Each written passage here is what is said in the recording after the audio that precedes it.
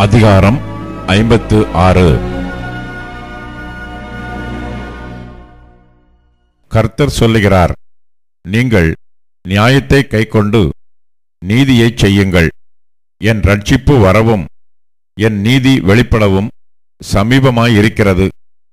இப்படிச் செய்கிற மனுஷனும் இதை பற்றி கொண்டிருந்து ஓய்வு நாளை பரிசுத்த குலைச்சல் ஆக்காதபடி ஆசரித்து ஒரு பொல்லாப்பையும் செய்யாதபடி தன் கையை காத்து கொண்டிருக்கிற மனுபுத்திரனும் பாக்கியவான்.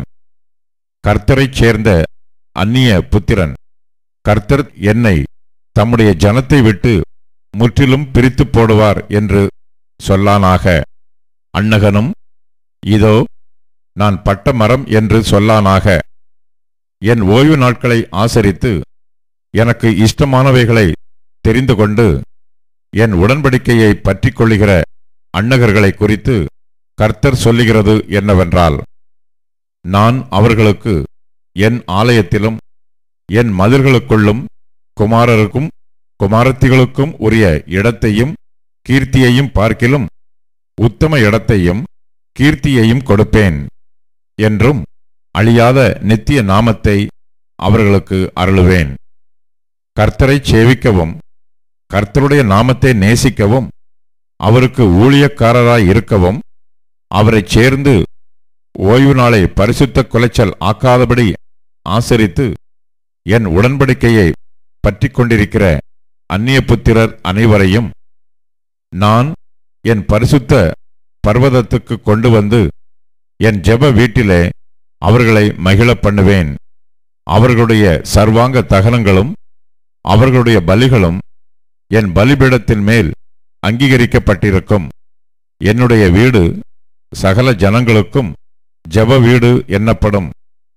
இஸ்ரவேலில் தள்ளுண்டவர்களை சேர்க்கிற கர்த்தராகிய ஆண்டவர் அவனிடத்தில் சேர்க்கப்பட்டவர்களை அல்லாமல் இன்னும் அவனிடத்தில் சேர்ப்பேன் என்கிறார். வெளியில் சஞ்சரிக்கிற சகல மிருகங்களே, காட்டில் உள்ள சகல மிருகங்களே, பட்சிக்க வாருங்கள். அவனுடைய காவற்காரர் எல்லாரும் ஒன்றும் அறியாத குருடர்.